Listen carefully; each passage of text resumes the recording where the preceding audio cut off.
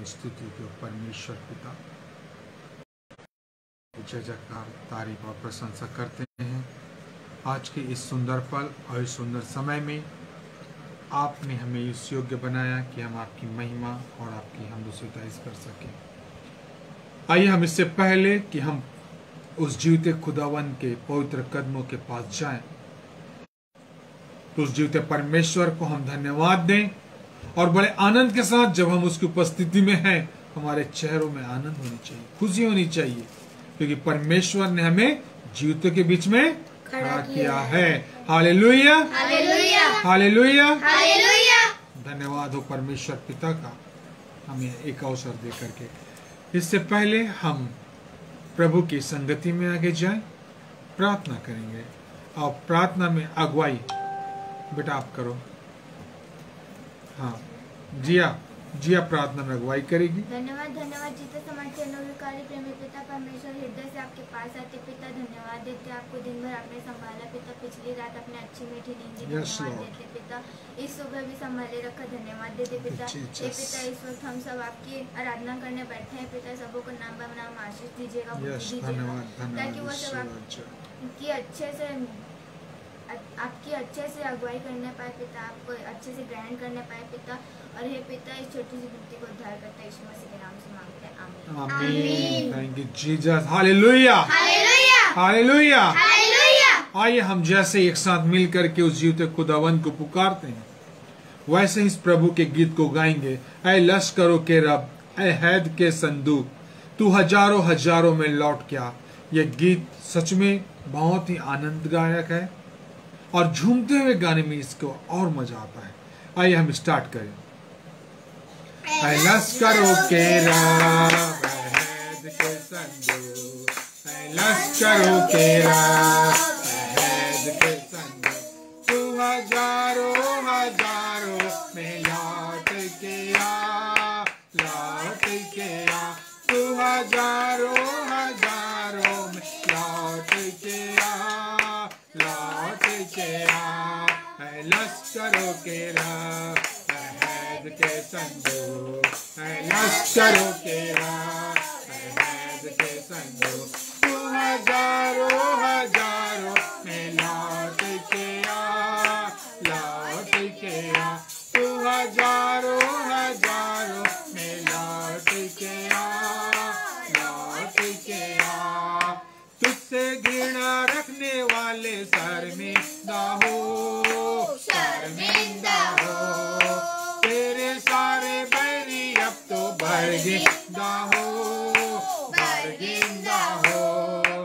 तुझसे घृणा रखने वाले शर्मिंदा हो, शर्मिंदा हो, तेरे सारे बैरी अब तो बरगिंदा हो, बरगिंदा हो। ऐ लश्करों के रब, हैद के संदूक, ऐ लश्करों के रब, हैद के संदूक, तू हजारों हजारों में लौट के आ, लौट के आ, तू हजारों हजारों में लौट के आ, लौट के आ। शैतान के सारे कैदी आजाद हो, आजाद हो, उसकी सारी जीती चाले बर्बाद हो, बर्बाद हो। शैतान के सारे कैदी आजाद हो, आजाद हो, उसकी सारी जीती चाले बर्बाद हो, बर्बाद हो। ऐ लश्करों के रब, हैद के संदूक, ऐ लश्करों के रब, हैद के संदूक, तू हजारों हजारों में लौट के आ, लौट के आ, तू हजारों हजारों में लौट के आ, लौट के आ। तेरी मदद से हम बहादुरी करेंगे, दूरी करेंगे, तू ही हमारे मुखालिफों को पागल करेगा, पागल करेगा। तेरी मदद से हम बहादुरी करेंगे, दूरी करेंगे, पागल करेगा, पागल करेगा। है लश्करों के राह, वहद के संदूक, है लश्करों के राह, वहद के संदूक। तू हजारों हजारों में लौट के आ, लौट के आ। तू हजारों हजारों में लौट के आ, लौट के आ। सारे सांपों बिच्छुओं को हम कुचलेंगे, हम कुचलेंगे।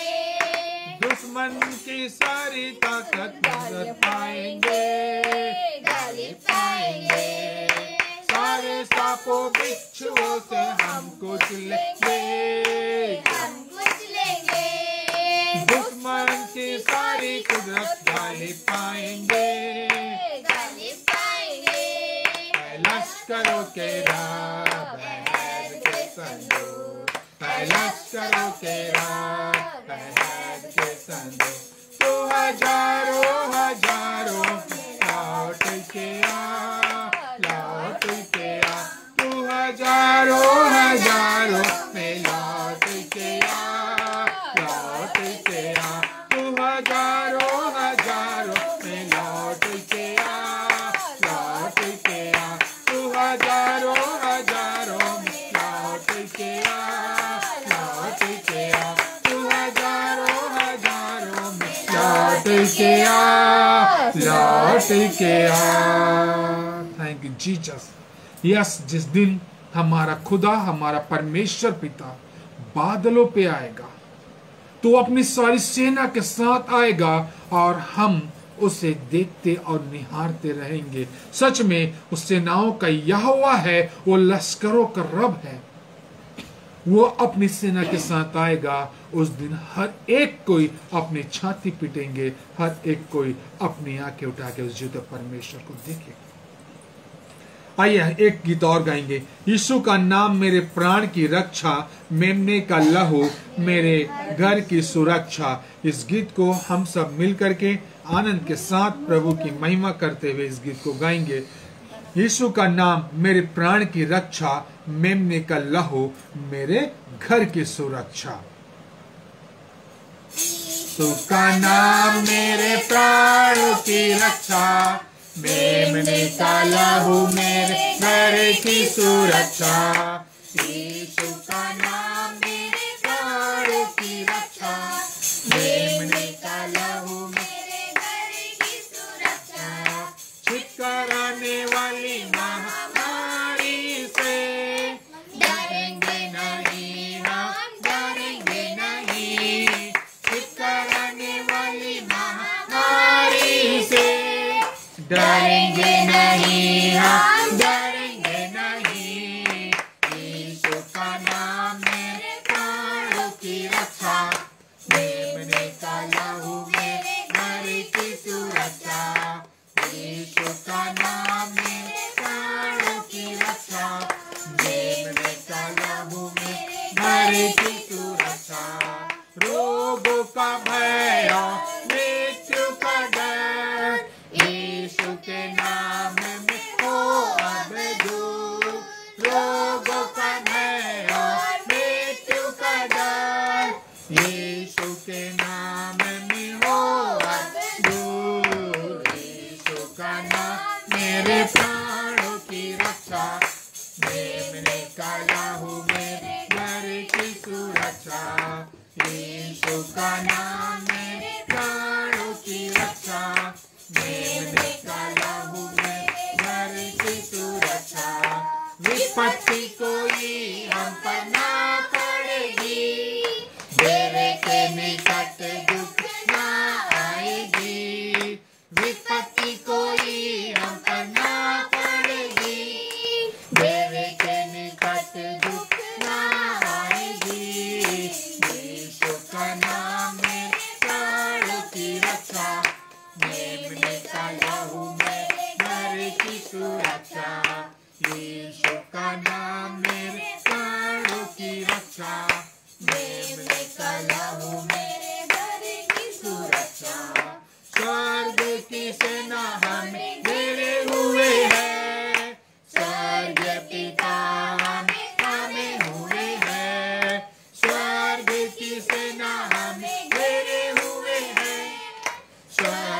पिता हम थामे हुए हैं, यीशु का नाम मेरे प्राणों की रक्षा, मेरे कलहू मेरे घर की सुरक्षा, यीशु का नाम मेरे प्राणों की रक्षा, मेरे कलहू मेरे घर की सुरक्षा, करते रहे यीशु नाम की स्तुति, भूल जाए रोगों के नाम सभी, करते रहे यीशु नाम की स्तुति, भूल जाए रोगों के नाम सभी, यीशु का नाम मेरे प्राणों की रक्षा, मेरे कलहू मेरे घर की सुरक्षा, यीशु का नाम मेरे प्राणों की रक्षा, मेरे कलहू मेरे घर की सुरक्षा। Thank you Jesus, hallelujah hallelujah. बोलो प्रभु यीशु मसीह की जय। इस समय हम परमेश्वर पिता के पवित्र वचन में जाएंगे, उसके पवित्रता में हम अपनी नजरों को लगाएंगे और इस समय हम निकाल लेंगे इब्रानियों की पत्री और उसका 10वां अध्याय और उसका 32 से 36 पद। इब्रानियों की पत्री उसका 10वां अध्याय और उसका 32 से 36 पद हम पढ़ेंगे। एक पद हम पढ़ेंगे, एक पद आप सब पढ़ेंगे। चलो। परंतु उन पिछले दिनों को स्मरण करो जिन में तुम ज्योति प्रकाश पाकर दुखों के बड़े संघर्ष में स्थिर रहे। कभी कभी तो यो कि तुम निंदा और क्लेश सहते हुए तमाशा बने, और कभी यो कि तुम उनके साझी हुए जिनकी दुर्दशा की जाती थी, क्योंकि तुम कैदियों के दुख में भी दुखी हुए और अपनी संपत्ति की आनंदी में लूटने दी, या जानकर कि तुम्हारे पास एक और भी उत्तम और सर्वदा ठहरने वाली संपत्ति है। इसलिए अपना हियाव ना छोड़ो, क्योंकि उसका प्रतिफल बड़ा है। अंतिम का एक पद हम सब मिलके पढ़ेंगे। क्योंकि तुम्हें धीरज धरना अवश्य है, ताकि परमेश्वर की इच्छा को पूरी करके तुम प्रतिज्ञा का फल पाओ। परमेश्वर पिता अपने वचन के पढ़े और सुने जाने में हम सभी को विश्वास योग्य बनाए। आमीन। आइए हम प्रार्थना में जाएंगे। वचन में जाने से पहले प्रार्थना में जाएंगे और मीठी प्रार्थना में अगुवाई करेगी वचन के लिए और एक अच्छी संगति के लिए। और जो लोग प्रभु से दूर हैं, प्रभु के करीब हैं और प्रभु के वचन में बने हैं, हम सबको स्मरण करें। आइए प्रार्थना करें। धन्यवाद धन्यवाद धन्यवाद देने वाली तमस्या के देने वाले परमेश्वर पिता, इतना अच्छा दिन समय आपने दिए परमेश्वर पिता, एक बार फिर हम आपकी स्तुति प्रशंसा महिमा कर सके। जब भी परमेश्वर पिता आपकी स्तुति प्रशंसा महिमा करता है, आप हमें आशीष करना परमेश्वर पिता। अपने दोनों पवित्र हाथों के नीचे हम सभी को संभाले रखना परमेश्वर पिता। आपकी बनाई हुई पृथ्वी को अपने दोनों पवित्र हाथों के नीचे रखना परमेश्वर पिता। आपके पवित्र स्थान पे परमेश्वर पिता हमें संभाले रखना परमेश्वर पिता। हम वचन के लिए प्रार्थना करते हैं कि परमेश्वर पिता जो भी हम वचन में सीखते हैं परमेश्वर पिता, समझते हैं परमेश्वर पिता, वो हमारे मन में बसने वाले हो सके। जिस बीज को परमेश्वर पिता हम अपने मन में बोते हैं परमेश्वर पिता, उसमें उस बीज को परमेश्वर पिता हम बोते हुए उसमें ढेर सारे फल लाने हो सके परमेश्वर पिता। और उसमें से हर एक दिन हम उस फल को सीख सके परमेश्वर पिता कि इस वचन में क्या है परमेश्वर पिता। वो वचन परमेश्वर पिता हमारे मन में अच्छे से संभाले रखना परमेश्वर पिता। जो आपसे दूर है परमेश्वर पिता, आप उन्हें आशीष करें कि वो आपके पास आने वाले हो सके परमेश्वर पिता। जो आपके पास है परमेश्वर पिता, आप उन्हें आशीष करना परमेश्वर पिता। हर छोटी छोटी बातों के लिए परमेश्वर पिता हम प्रार्थना करते हैं कि आपने उस छोटी छोटी बातों में, उस छोटी छोटी तकलीफ में परमेश्वर पिता हम सभी को आपने संभाले रखा। छोटी सी विनती खुदा करता है, यीशु मसीह के नाम से मांगते हैं, आमीन आमीन, हालेलुया। परमेश्वर पिता का धन्यवाद हो कि जैसा अभी हमने उन खुदा बाप के पवित्र कलाम को हमने पढ़ा, जो हमें इब्रानियों की पत्री उसका 10 अध्याय और उसके 36 पद को हमने पढ़ा है। यहाँ पे लिखा है 32 से 36 में 32 पद को पढ़ें। परंतु उन पिछले दिनों को स्मरण करो जिनमें तुम ज्योति पाकर दुखों के बड़े क्लेश में स्थिर रहे। परमेश्वर पिता को हम धन्यवाद देंगे, उसका पवित्र कलाम और उसका वचन है जैसा हमने पढ़ा और सुना है। लिखा है, परंतु उन पिछले दिनों को स्मरण करो जिनमें तुम ज्योति पाकर दुखों के बड़े संघर्ष में स्थिर रहे। आज का मेरा विषय है स्थिर रहे। जब प्रियो हम प्रभु यीशु मसीह के साथ, प्रभु यीशु मसीह के पद चिन्हों पे चलते हैं तो हम क्या होते हैं? स्थिर होते हैं। और स्थिर इसलिए होते हैं क्योंकि हमारा प्रभु यीशु मसीह सनातन चट्टान है और जिसमें हम अडिग होते हैं। मत्ती रचित सुसमाचार में वर्णन है कि बुद्धिमान ने अपना घर कहां बनाया? चट्टान पर बनाया। और मूर्ख ने अपने घर कहां बनाया? बालू पे बनाया। और जोर की आंधी आई और तूफान भी उठा और वचन बताती है कि बुद्धिमान का घर स्थिर रहा और जो मूर्ख था उसका घर ढह गया।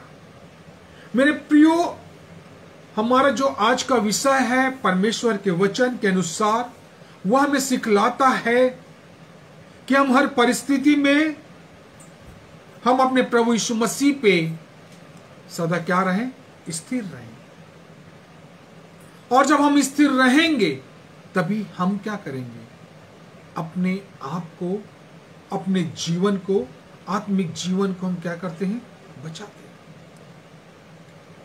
यदि हम औरों के समान बहक जाएं, इस संसार में बह जाएं, तो हमारा प्रभु के पद चिन्हों पे चलना व्यर्थ ही व्यर्थ है। बाइबल में एक बहुत ही अच्छा परिच्छेद है और एक बहुत सुंदर कथन है। जो परमेश्वर के जो दास थे, जो परमेश्वर के नबी थे, जो परमेश्वर के भविष्यवक्ता थे, उसने आहाब के लोगों को क्या दिया?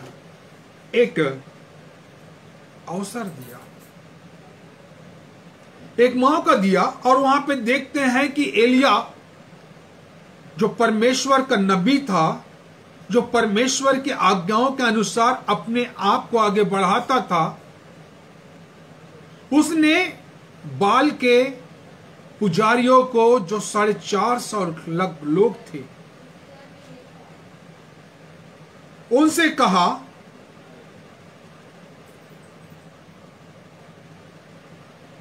कि आओ हम एक काम करें, तुम अपने देवताओं के लिए क्या करना?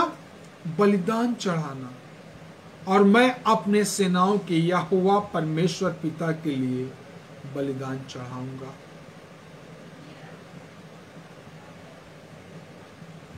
यहां पे लिखा है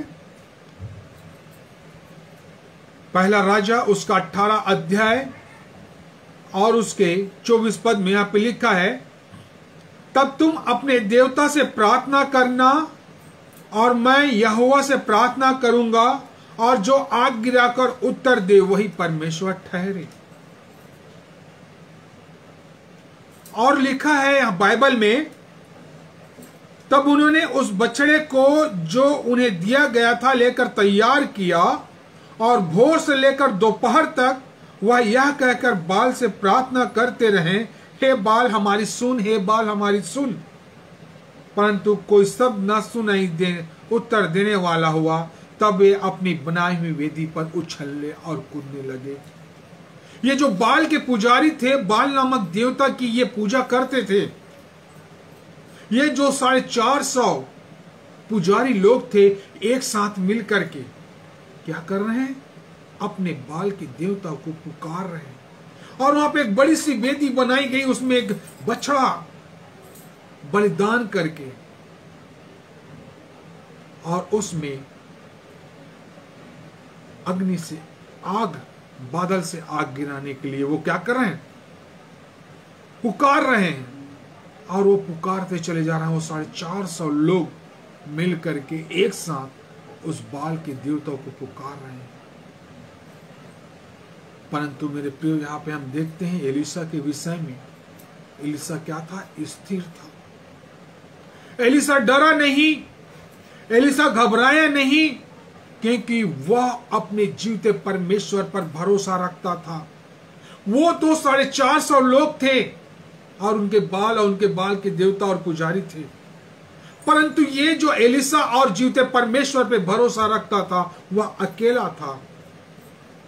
और उसने भी क्या किया? फिर भेंट चढ़ाने के समय एलिया नबी समीप जाकर कहने लगा, हे अब्राहम, इसहाक और इस्राएल के परमेश्वर यहोवा, आज यह प्रकट कर कि इस्राएल में तू ही परमेश्वर है और तेरा दास, और मैं तेरा दास हूं, और मैंने यह सब काम तुझसे वचन पा करके किया है। हे यहोवा, मेरी सुन, कि लोग जान ले कि यहोवा तू ही परमेश्वर है और तू ही उनके मन को लौटाता है। तब यहोवा की आग आकाश से प्रकट हुई और होम बलि को लकड़ी और पत्थरों और धूल समेत भस्म कर दिया, और गड्ढे का जल भी सूख गया। यह देख सब लोग मुंह के बल गिर कर बोल उठे, यहोवा ही परमेश्वर है, यहोवा ही परमेश्वर है।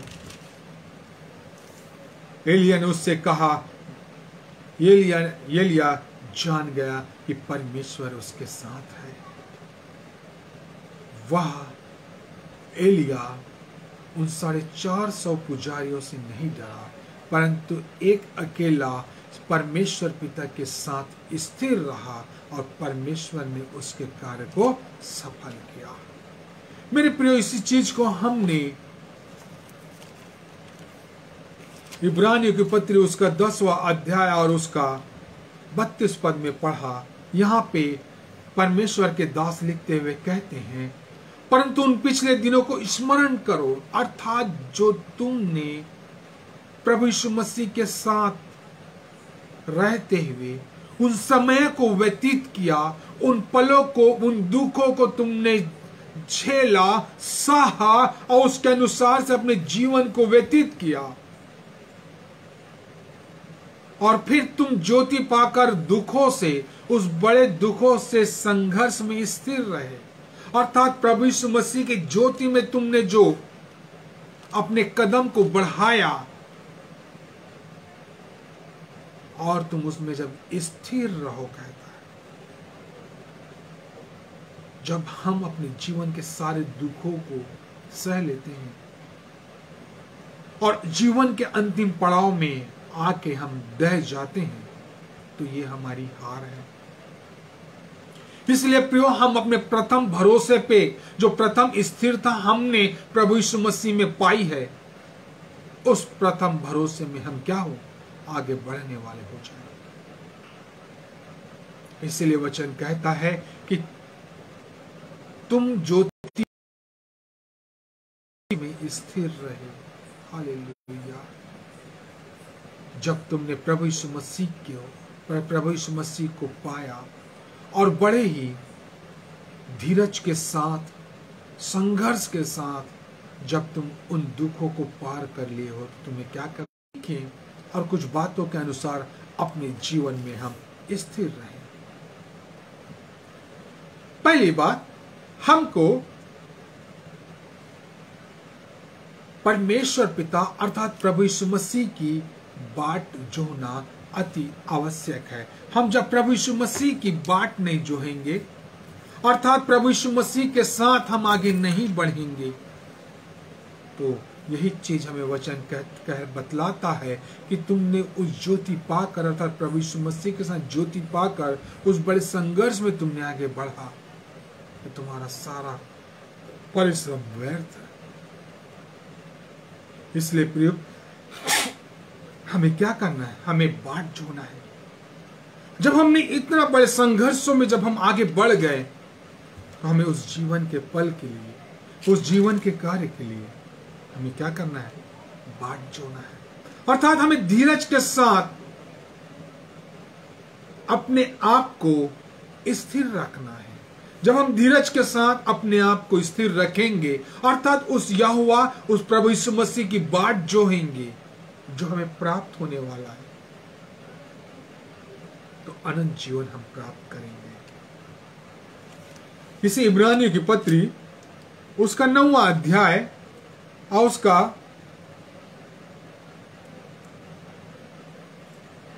28 पद को पढ़ें। इब्रानियों की पत्री उसका 9 अध्याय और उसका 28 पद को पढ़े। वहां पे लिखा है, वैसे ही मसीह भी बहुतों के पापों को उठा लेने के लिए एक बार बलिदान हुआ। वाह, बहुत सुंदर। वैसे ही मसीह भी बहुतों के पापों को उठा लेने के लिए एक बार बलिदान हुआ, और जो लोग उसकी बाट जोहते हैं, हालेलुया, और जो लोग धीरज के साथ और जो लोग स्थिर होके यहोवा की बाट जोहते हैं, उनके उद्धार के लिए दूसरी बार बिना पाप उठाए हुए दिखाई देगा। अब जो हमारा प्रभु यीशु मसीह आएगा और हमें दिखाई देगा, तो अब उसके कांधे पे पाप नहीं होगा। वो पाक और पवित्रता के साथ हमें दिखाई देगा। इसलिए लिखा है, उनके उद्धार के लिए, अर्थात प्रभु यीशु मसीह हमारे उद्धार के लिए दूसरी बार बिना पाप उठाए हुए दिखाई देगा। जिस प्रकार से प्रभु यीशु मसीह ने हमारे अपराधों को अपने कांधे पे उठाए हुए जाते दिखा, उसी प्रकार से अब वह बिना पाप उठाए हुए दिखाई देगा।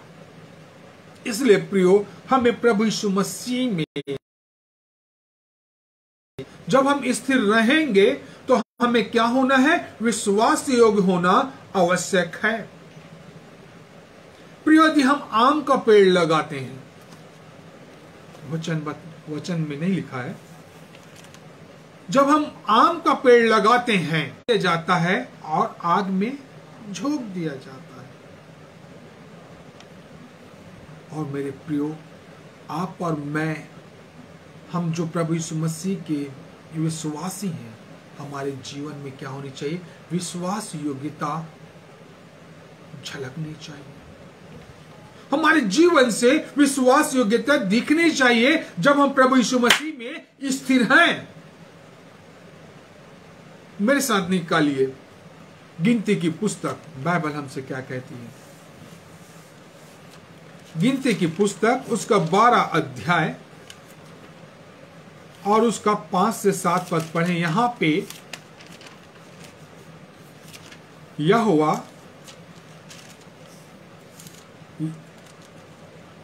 हारून, मरियम और मूसा के करीब है। पद में 5वें पद से पढ़े, तब यहोवा ने बादल के खंबे में उतरकर तंबू के द्वार पर खड़ा होकर हारून और मरियम को बुलाया। अतः वे दोनों उसके पास निकल आए। मूसा की निंदा करते हुए क्यों नहीं डरे? यहां पे परमेश्वर पिता बतलाना चाहता है, यदि नबी हो तो मैं उससे क्या करूंगा? उससे दर्शन दे करके उससे बातें करूंगा। परंतु मेरा दास मूसा ऐसा नहीं है। वो कैसा है? वह तो सब घराने समेत विश्वास से योग्य है। इसलिए यहोवा क्या कहता है? गिनती की पुस्तक उसका 12 अध्याय और उसके 3 पद में कहता है, मूसा पृथ्वी भर में रहने वाले सब मनुष्यों से बहुत अधिक नम्र स्वभाव का है। इसलिए यहोवा कहता है में विश्वास योग्यता पाई जाएगी, तब यहोवा हमसे आमने सामने बात करेगा। कब करेगा? जब हम उस जीवते प्रभु यीशु मसीह में स्थिर रहेंगे। क्योंकि हमने उस बड़े संघर्षों को झेल लिया है, तो अब हम क्यों डगमगाएं? इस संसार में गुम हो जाएंगे, इस संसार में कहीं खो जाएंगे, इस संसार में हम कहीं भटक जाएंगे। परंतु जब हम प्रभु यीशु मसीह को देखेंगे तो प्रभु यीशु मसीह की नजर 4 और 5 पद देखेंगे। लूका 19 और 4 और 5 पद वहां पे लिखा है, और तब उसको देखने के लिए वह आगे दौड़कर एक गुलर के पेड़ में चढ़ गया। कौन? जक्कई जो था यीशु मसीह को देखने के लिए कहां चढ़ गया? उस गुलर। अपनी आंखें उठाएगा, और यही हुआ। बाइबल बताती है कि जितनों ने उस जीवते परमेश्वर की ओर अपनी आंखें उठाया, उसका मुंह कभी काला नहीं हुआ। हालेलुया। इसलिए मेरे प्रियो, हम जब प्रभु यीशु मसीह में स्थिर हैं, हम स्थिर होंगे कब? और उसके समीप होंगे। इसी बात को इब्रानियों उसके 10 उसके 32 पद में कहता है, जो तुमने प्रभु यीशु मसीह के साथ रह के उन क्लेशों और दुखों को जब पा लिया, और फिर उस ज्योति में जब तुम चल रहे हो, तो परमेश्वर से उनकी समीपता उनके पास बनी रहे। भजन संहिता की पुस्तक उसका 34 अध्याय और उसका हम 18 पद को पढ़े। वहां पे लिखा है,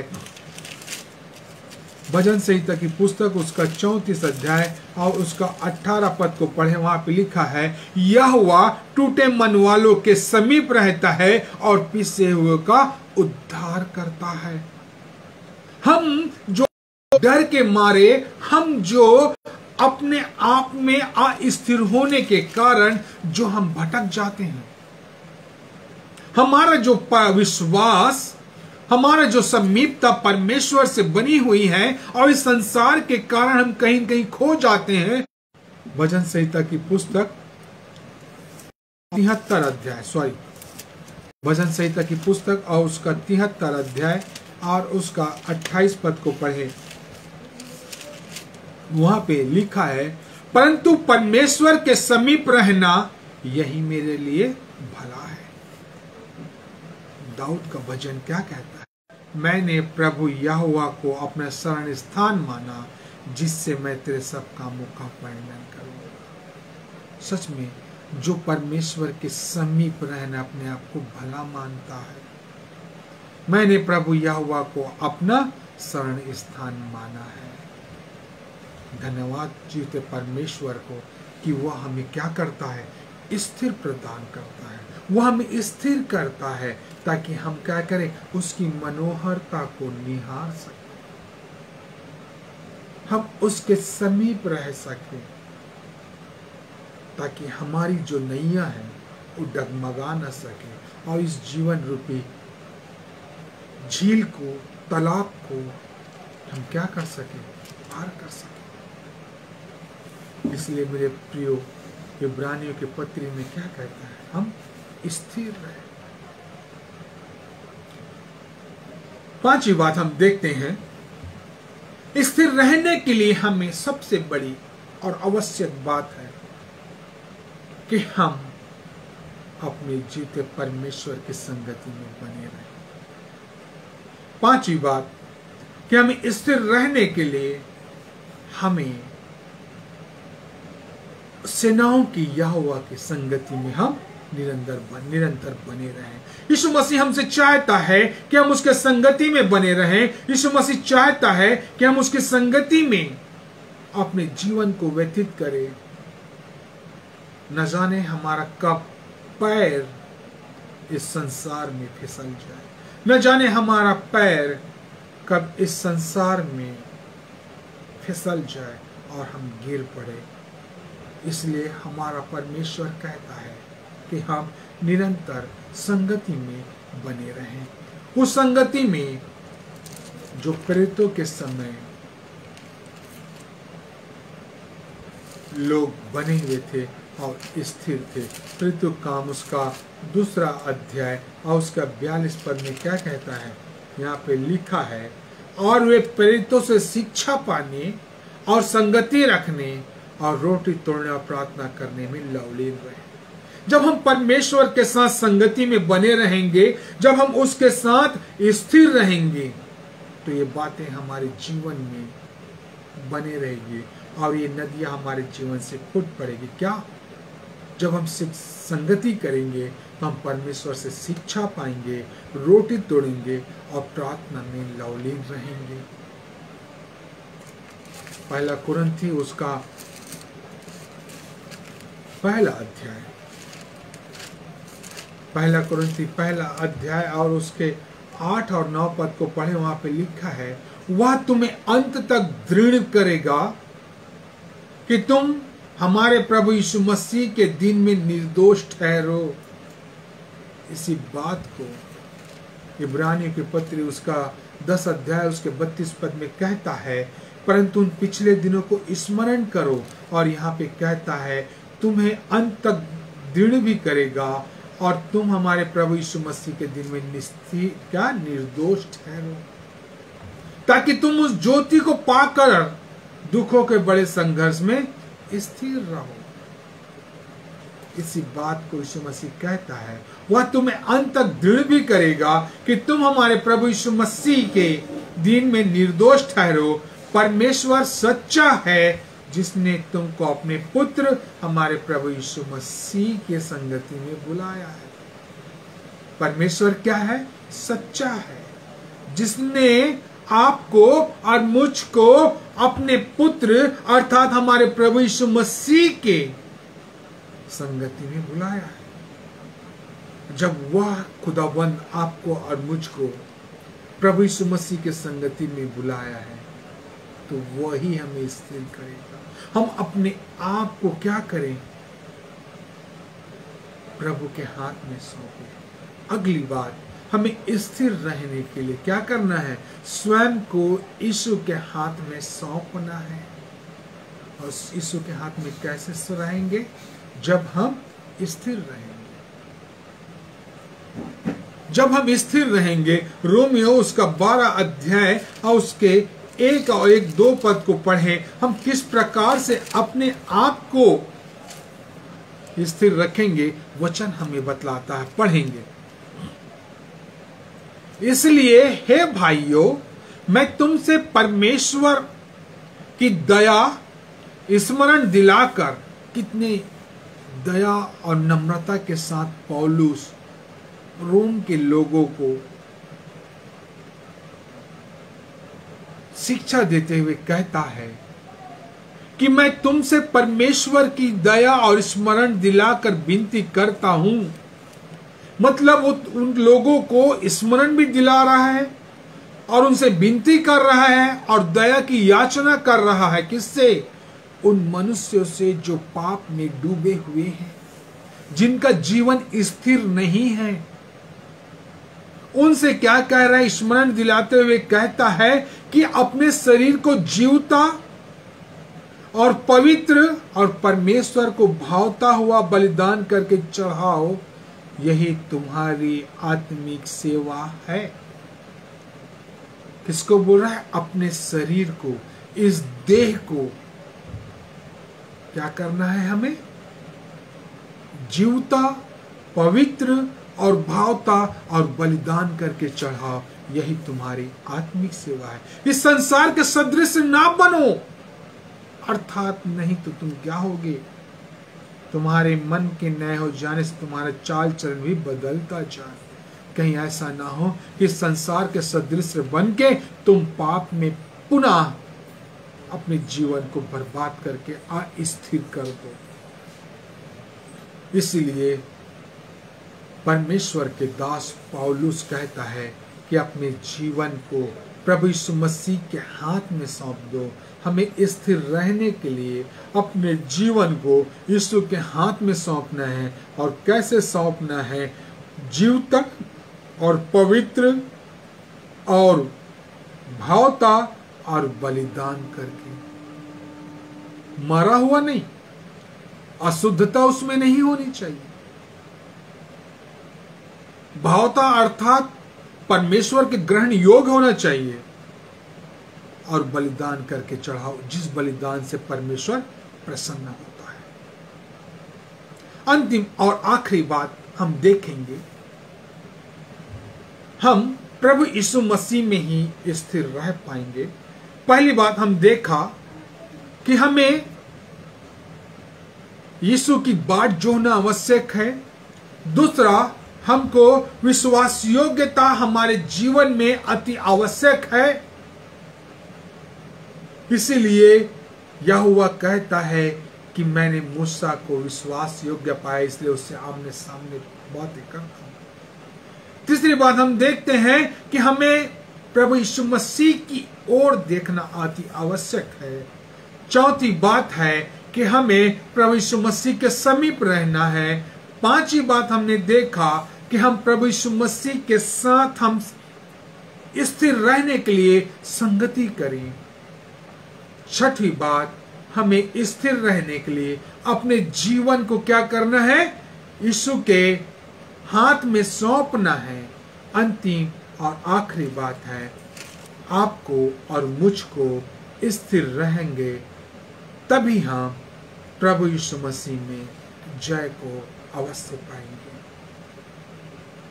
यदि हम यीशु मसीह में स्थिर रहेंगे तभी तो हम जय को प्राप्त करेंगे। यदि हमने अपनी जवानी के 40 साल, 50 साल, 60 साल, 70 साल जब तक जीवन है, हम तब तक प्रभु के बताए हुए पद चिन्हों में आनंद के साथ, स्तुति रूपी प्रेम के साथ और हम आगे बढ़ते रहें, लेकिन अंत समय में हम डगमगा जाएंगे। अंतिम समय में हम गिर न जाएं, इसलिए हमें क्या करना है? हमको प्रभु में जय पाना है। इसी बात को यहाँ पे कहता है, परंतु उन पिछले दिनों को स्मरण करो, अपने पुराने दिनों को, उन पलों को, जिन पलों को तुमने प्रभु के साथ संगति करने सीखा, उन जीवनों को, उन एक एक बिताए हुए दिनों को स्मरण करो, जिनमें तुम ज्योति पाकर दुखों के बड़े संघर्ष में स्थिर रहे। जिस प्रकार से तुम पिछले दिनों में स्थिर रहे, वैसे ही जीवन के अंत तक हमें स्थिर रहेंगे, तभी हम क्या पाएंगे? जय को पाएंगे, उस जय के मुकुट को प्राप्त करेंगे। यदि हम स्थिर नहीं रहेंगे तो उस जय के मुकुट को कभी भी प्राप्त नहीं कर पाएंगे। पहला कुरिन्थी उसका 15 अध्याय और उसके 57 पद कहता है कि वह हमें, परंतु परमेश्वर का धन्यवाद हो जो हमारे प्रभु यीशु मसीह के द्वारा हमें जयवंत करता है। हमारा परमेश्वर प्रभु यीशु मसीह में हमें जयवंत करता है। कब? जब हम स्थिर रहेंगे प्रभु यीशु मसीह में, तब। और कब तक रहेंगे? अंत तक। ये कहावत है, शुरू करने से कुछ नहीं होता मेरे प्रियो। सच्चाई यही है, अंत भला तो सब भला, अंत भला नहीं तो कोई भला नहीं। इसलिए प्रियो, हमें जिस स्थिरता में प्रभु यीशु मसीह के साथ आज हम मजबूती के साथ बने हुए हैं, हमें उस स्थिरता में मजबूती के साथ जीवते परमेश्वर के साथ हम बने रहें। दूसरा कुरिन्थी उसका 2 अध्याय उसका 14 पद को पढ़े। दूसरा कुरिन्थी 2 अध्याय और उसका 14 पद को पढ़े। वहां पे लिखा है, परंतु परमेश्वर का धन्यवाद हो जो मसीह में सदा हमको जय के उत्सव में लिए फिरता है। हालेलुया। उस जीते परमेश्वर का धन्यवाद हो जो आपको और मुझको परमेश्वर के जय के उत्सव में लिए फिरता है। अर्थात हमारा परमेश्वर यीशु मसीह के साथ रखता है, छोड़ता नहीं है। लिखा है जय के उत्सव में लिए फिरता है। आगे क्या लिखा है? और अपने ज्ञान की सुगंध हमारे द्वारा हर जगह फैलाता है। मेरे प्रियो, प्रभु का वचन हमें सबल प्रदान करता है। प्रभु का वचन हमें बतलाता है कि वह हमें जय के उत्सव में ले चलता है। प्रभु का वचन हमें सिखलाता है हम किस प्रकार से स्थिर रहें। परमेश्वर के भविष्यवक्ता ने सुमरोन का जो भविष्यवक्ता था, उन 450 बाल के पुजारियों से नहीं डरा, उन बाल के देवताओं से नहीं डरा, परंतु वो अकेले होते हुए भी अपने उस जीवित परमेश्वर पिता सेनाओं के यहोवा पर भरोसा करते हुए स्थिर रहा। यदि वो 450 बाल के पुजारियों से देख करके डर जाता, स्थिर नहीं होता, तो आज आप और मैं स्थिर नहीं होते। परंतु बाल के पुजारियों से उसने नहीं डरा, उसने सेनाओं के यहोवा को पुकारा, हे इब्राहिम के परमेश्वर, हे इसहाक के परमेश्वर, इज़राइल के सेनाओं के यहोवा मेरी सुन। और यहोवा ने आकाश से आग गिरा करके उस वेदी को आग लगा दिया। मालूम है प्रियो, ये सब क्यों हुआ? क्योंकि वो अपने जीवते परमेश्वर पर भरोसा रखता था, वह स्थिर था, वह डरा नहीं। आइए हम भी उस जीवते परमेश्वर के चरणों में जाएं, जो हमें स्थिरता प्रदान करता है, जो हमें सबल प्रदान करता है। और आप और मैंने जो उस बड़े संघर्ष के साथ प्रभु